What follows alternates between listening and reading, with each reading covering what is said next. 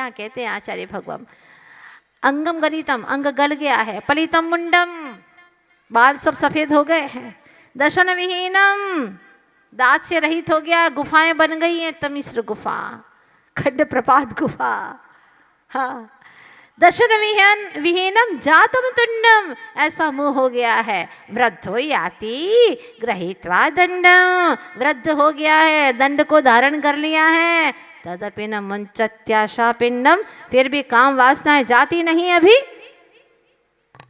आशीर्वाद मांगता है कि माता जी आप तो ऐसा कुछ आशीर्वाद दीजिए जिससे कि आंखों में रोशनी बनी रहे। मैंने कहा बिल्कुल, तुम्हारी भावनाएं बहुत अच्छी हैं, दर्शन करते रहो प्रभु का। और पीछे पोता बैठा हुआ था, पोता के नहीं नहीं नहीं, तो मेरे को समझ में नहीं आया कि क्या कहना चाहता है। नहीं माता जी बिल्कुल आशीर्वाद नहीं देना, धीरे धीरे बोल रहा है। तो ऐसा पोता क्यों गलत सोचेगा। मैंने उसको पास में बुलाया और पूछा, बोले माता जी 12-12 बजे तक मोबाइल देखते रहते हैं, 80 साल के हो गए और 12-12 बजे तक मोबाइल देखते रहते हैं, मंदिर जाते नहीं है। हाँ आप बिल्कुल आशीर्वाद मत देना, दे दिया तो आशीर्वाद तो उल्टा ही काम कर जाएगा। मतलब आशीर्वाद दे दिया और वो देखेगा अच्छी रोशनी मिलेगी तो क्या होगा।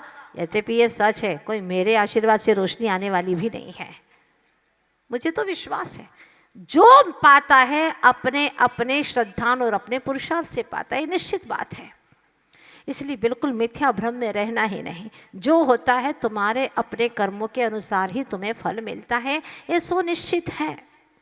लेकिन क्या सोच है इंसान की, विषय भोगों में तरक्की करने के लिए मंदिर जाता है, माथा टेकता है, विधान करता है, पूजा पाठ करता है, गुरुओं से आशीर्वाद मांगता है। मतलब उसने न गुरु का स्वरूप समझा है और न ही उसने भगवान का स्वरूप समझा है, और ऐसे ही संसार को वृद्धिगत करता है। हमारी संस्कृति तो वो संस्कृति है कि जब जिनेंद्र भगवान के पास में जाते हैं तो कुछ भी मांग नहीं की जाती है। ये हमारी जिन संस्कृति है। षट दर्शन को भी पढ़ते हैं तो उसमें सबसे पहले यही आता है, जैन दर्शन के अंदर ईश्वर कर्ता नहीं होता। ये हमारे भगवान ने ही तो बताया है कि मैं भी करता नहीं। जब भगवान जैसे शक्तिशाली अनंत वीर्य के धनी भी पर के करता नहीं है तो हम कहाँ पर के करता है भाई, और तुम कहाँ पर के करता हो, कुछ नहीं कर पाओगे। ये सत्य बात है, इस सत्य को स्वीकार करो। जो होगा तुम्हारे अपने पुरुषार्थ से होगा। तो क्या करें, मंदिर जाएं कि नहीं? मंदिर जाओ, वहीं पर तुम्हारी शक्तियाँ प्रकट होगी, वहीं पुरुषार्थ जागृत होगा। उनको देख करके गुरुओं के पास में जाओ, जाना ही होगा तुम्हें, क्योंकि वहाँ जाओगे उन्होंने कैसे पुरुषार्थ किया है उनके पास में जाकर के ज्ञात होगा। उनके आशीर्वाद पर तुम्हें श्रद्धान होगा और तुम्हारे भीतर में व्रतों को, नियमों को अंगीकार करने की भावना जागृत होगी। और फिर तुम्हारा पुरुषार्थ अंतरंग से जो जागृत हुआ है उसके बल पर तुम्हारा काम होता चला जाएगा। ये सब निमित्त को आप लोग जुटाते रहो जब तक इस भूमिका में हो, क्योंकि कहते आचार्य भगवान व्यवहारी जीवों को व्यवहार का शरण है। इस शरण में आपको रहना ही होगा, 6 आयतनों की शरण को ग्रहण करना ही होगा। इसीलिए व्यवहारी जीवों को व्यवहार में शरण रखते हुए निश्चयभूत जो वाच्य तत्व है वह स्वीकार करना है, भीतर में वही तय करना है।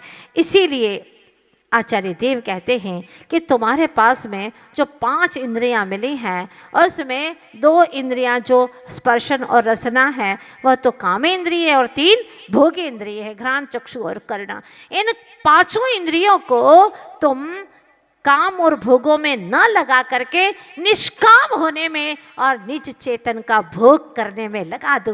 और किसी का भोग नहीं करना, निज चेतन का, अपने उपयोग को निज चेतन में लगा दो। बस उत्तम सुख चाहिए? कुंद कुंद महाराज कहते हैं हाँ चाहिए महाराज, उत्तम ही सुख चाहिए जो कभी न मिटे। तो सुनो, जो समय पाहुण मीणम पड़ी दूण अथ तच्छ दो अथे ठाहि दिचेदा सो हो हदे उत्तमम सुखम। क्या बात कहते, अंतिम गाथा है यह समय सार के। जो समय पाहुण मेणम भड़ी पड़ी दूणया, जो इस समय सार ग्रंथ राज को पढ़ करके, अभी वाक्य पूरा नहीं हुआ है, अथ तच्चदो नादुम, तत्व के अर्थ को जान करके, अभी भी वाक्य पूरा हुआ क्या? पढ़ करके, तत्व के अर्थ को जान करके, अथे ठाहिदी चेदा, जो चेतनात्मा अर्थ में स्थिर हो जाता है, ठाहिदी स्थिर हो जाता है, जो स्थिर हो गया, जो निज में रम गया, वो सिद्धालय में रह गया। और जो नहीं रमा वो सिद्धालय जाकर के भी वापिस आ गया, क्योंकि सिद्धालय में एकेंद्री जी भी जाते हैं लेकिन वो वापिस आ जाते हैं। अनंत बार गए सिद्धालय तक भी, लेकिन एकेंद्री बन करके गए, इसलिए वहां पर ठहर नहीं पाए। यहाँ ठाहिदी शब्द लगाया है, अथे ठाहिदी चेदा सो हो हदि उत्तमम सुखम, वही उत्तम सुख को प्राप्त कर सकते हैं। तो महाराज उस तत्व में कैसे ठहरे? तो पहले शरीर के प्रति राग रंग छोड़ो। वो लाल किले की घटना, वहाँ पर महिलाएं 10 लक्षण पर्व में टिप टॉप होकर के आती, श्रृंगार एक से एक श्रृंगार करके आती, और जितने भी गहने 10 दिन में ही निकालती। पंडित जी प्रवचन करते और रूप सौंदर्य दिखाने के लिए आती। सेठ जी ने एक दिन अपनी सेठानी से वार्तालाप किया कि क्या करें, इनको कैसे समझाएं। पंडित जी इतना प्रवचन करते हैं लेकिन कोई समझने को तैयार ही नहीं है, क्या करें? तब सेठानी ने उपाय बताया। उस उपाय के तहत ऐसे पंडित जी का प्रवचन हो रहा था और दोनों ओर से खचाखच सभाएं भरी हुई थी।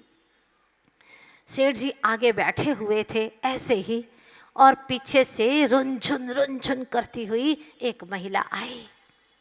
आवाज आ रही है, और जो आवाज ठीक टाइम पर आई तो सेठ जी ने पीछे भी नहीं देखा और सीधा चिल्लाना शुरू कर दिया। ये कौन महिला है जो धर्म सभा में सब लोगों का मन चलायमान करने के लिए आ गई? इस तरह की आवाज करते हुए शर्म नहीं आती? इस तरह से वेश्या का रूप धारण करके ठीक नहीं है, ऐसा शब्द बोल दिया। सारी महिलाएं सोचने लगी कैसा शब्द बोल रहे हैं सेठ जी, अरे क्या हो गया, तनिक पीछे मुड़ करके तो देख लेते, ये क्या हो गया, कैसे बोल गए। सारी महिलाओं ने देखा, कुछ लोग आ गया है। सेठ जी आप ही की सेठानी है, आप ही की है सेठानी, आप ही की है। हाँ आपकी सेठानी है सेठ जी, ऐसा मत बोलो। चाहे मेरी सेठानी हो या किसी के घर की सेठानी हो, जो धर्म मार्ग में गलत कार्य करेगा उसको बोलने का अधिकार होता है। कितने भवों का पुरुषार्थ करके जीव धर्म सभा में आता है और बड़ी मुश्किल से मन लगाता है, मंदिर में आता है, बड़ी मुश्किल से मन लगाता है। अनंत भवों की भटकन के बाद में जैन मंदिर में आना होता है, और यहाँ आकर के भी मुश्किल से धर्म प्रवचन श्रवण करने का मन होता, उसमें एकाग्रता आती है। और यहाँ आकर के इस तरह से कोई मन को चलायमान करने के लिए ये करते हैं, एक कृत्य करती हैं, दुष्कृत्य करती हैं, तो उन्हें दंड होना ही चाहिए। वो उसके समान नहीं है तो और किसके समान है? क्या कहेंगे उसे? तब सेठ जी ने कहा, सारे सभा में बैठे हुए लोग मुझे क्षमा करें, लेकिन ये बात सच है, चाहे मेरे घर की हो या तुम्हारे घर की हो, कोई भी इस तरह से आज के बाद में करेगा धर्म सभा में, वो ऐसे ही रूप को धारण करने वाला होगा जो मैंने कहा है। इसलिए आज के बाद में कोई भी महिला ऐसे श्रृंगार के साथ में मंदिर में न आए। यहाँ लिपस्टिक लगा करके किसको दिखाने आए हो? ये श्रृंगार करके, 16 श्रृंगार करके, अरे नारी तो अपने सती तो अपने पति के लिए श्रृंगार करती है, यहाँ किसको दिखाने के लिए आई हो? 3 लोग के नाथ हैं, उनको देखने के लिए आई हो कि अपने इस रूप को दिखाने के लिए आई हो या उनके स्वरूप को देखने के लिए आई हो? धिक्कार है, अनंत भवों में भटकती रहोगी और ये रूप सौंदर्य भी मिलने वाला नहीं है, जो मिला है वो हमेशा हमेशा के लिए छीन जाएगा। अनंत काल भटकना पड़ेगा, क्योंकि अन्य स्थाने कृतम पापम धर्म स्थाने विमुच्यते, पर धर्म स्थाने कृतम पापम वज्र लेपो विधीयते, वज्र लेप के समान हो जाता है। सेठ जी ने आगे आकर के बोला, और उस दिन सारी महिलाओं ने संकल्प लिया, चाहे कुछ भी हो जाए, आज के बाद में हमारे इस मंदिर के प्रांगण में कभी कोई भी ऐसे श्रृंगार करके नहीं आएगा। जितनों की तालियां बज रही है, हम उसको अनुमोदना समझेंगे और संकल्प समझेंगे।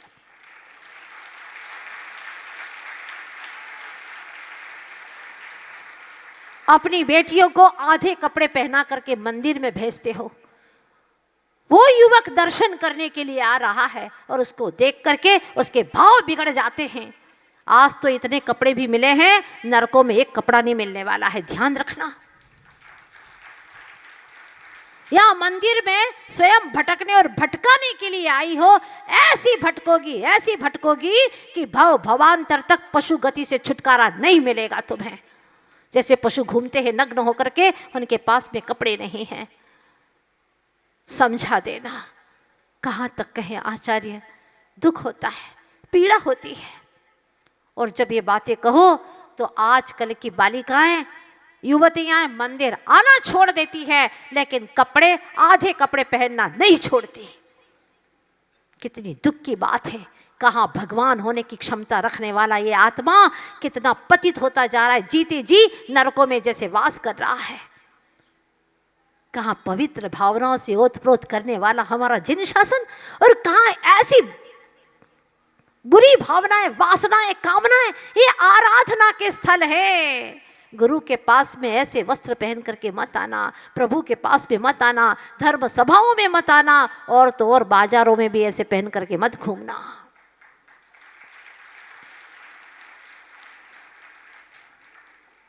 मैंने द्रौपदी की कहानी भी आपको सुनाई थी।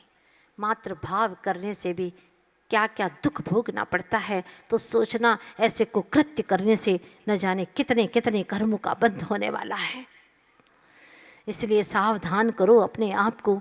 वह तो घटना थी, और सेठ जी को इतनी प्रसन्नता हुई, सेठानी को इतनी प्रसन्नता हुई, ऐसी होती थी पहले की नारियां। वह घटना बताना चाहती हूँ कि जब सीता जी का अपहरण हो गया था, और लक्ष्मण ने जब वो आभूषण देखे, रामचंद्र जी ने पूछा कि ये आभूषण पहचानो, तुम्हारी भाभी के ही है ना? एक एक आभूषण दिखाते रहे, क्योंकि उसने विमान से ही आभूषणों को निकाल करके नीचे फेंक दिया था। जब मेरा पति नहीं तो आभूषण किसके लिए, क्यों? ये तो सब पति के लिए है। ऐसी होती है पतिव्रता नारी, मर के भी इतिहास के पृष्ठों पर उसका नाम अमर हो जाता है। जब नाम लेते हैं तो हमारी जुबान भी पवित्र हो जाती है, और ऐसी महिलाओं के भी नाम क्या लें, बड़ा दुख होता है। क्या देखें उनके रूप को जो वासनाओं से भरी हुई है, वो आहार देने की योग्य नहीं है। जो कुमारी नहीं है, कुमारी होकर के भी कुमारी नहीं है, जो पतिव्रता होकर के भी पातिव्रत्य को पालन नहीं करती हैं, जिनके मन में व्यभिचार पलता है, वो आहार देने के योग्य नहीं है। ऐसा जैनागम कहता है। 14 तारीख से आत्मबोध शिविर फिर से शुरू होने वाला है। बहुत गहरी गहरी चीजें समझना है हमें। क्या कहता है जैनागम? तो जब रामचंद्र जी ने कहा, भाई देखो ना, ये गहने तुम तो अच्छे से पहचानते हो, ये आभूषण देखो, ये बाजूबंद है, ये तुम्हारे भाभी का ही है ना? भैया मैं नहीं जानता। ये कंगन देखो, ये करधनी देखो, ये अंगूठियां देखो, तुम्हारे भाभी की है ना? भैया मैं नहीं जानता। क्या कहते हैं? ना हम जानामि केयूरे, ना हम जानामि कुंडले, नुपुरान्यैव जानामि नित्यं पादाभिवंदना। सिर्फ नुपुर को जानता हूँ, सिर्फ पायल को जानता हूँ, बिछिया है उसको जानता हूँ मैं भैया, क्योंकि मैंने भाभी के चरणों को के सिवा मैंने कुछ देखा ही नहीं, कभी नहीं देखा। निपुराणी एव जानामि, मैं तो सिर्फ नुपुर को जानता हूँ और मैं भाभी का कुछ नहीं, ये गहनों को नहीं पहचान रहा हूँ। लेकिन हाँ भैया, ये भाभी की ही है, बिछिया भाभी की ही है, ये पायल भाभी की ही है, क्योंकि मैंने नित्य ही भाभी के चरणों का दर्शन किया है, चरणों का ही स्पर्श किया है। ओहो, क्या संबंध होते थे, इतने पवित्र संबंध हुआ करते थे। आजकल तो कुछ कहा नहीं जा रहा है, इतनी वासनाएं भड़क रही हैं। बाहर के तन से लगा करके, तन के वस्त्रों से लगा करके भीतर में चेतन आत्मा में इतने विषय विकार भर चुके हैं, अनंत काल तक भटकने से उसको मुक्ति नहीं मिल सकती है, इसके पहले मुक्ति नहीं मिलेगी। सुना था मैंने कि एक लड़की को जब एक युवक ने छेड़ा तो उसने केस कर दिया। जज ने पूछा, पहचानते हो, उस लड़के से पूछा कि तुम इस लड़की को पहचानते हो? उसने कहा, जज साहब मैं सच कह रहा हूँ, मैं इस लड़की को बिल्कुल नहीं पहचानता, ये कौन है मैं नहीं जानता। पहचानो? नहीं साहब, ये ही लड़का है, वो ही लड़का है, मैं अच्छे से पहचानती हूँ, ये वो ही लड़का है। ये कह रही है कि तुम वही हो और तुम कह रहे हो कि ये नहीं है, मैं नहीं पहचानता, इसको पहचान ही नहीं पा रहा हूं। जज ने दिमाग लगाया और कहा, इधर आओ। वो पूछा धीरे से, उस दिन तुमने यही वस्त्र पहने थे क्या? क्योंकि उस दिन तो साड़ी के लिबास में आई थी वहां पर।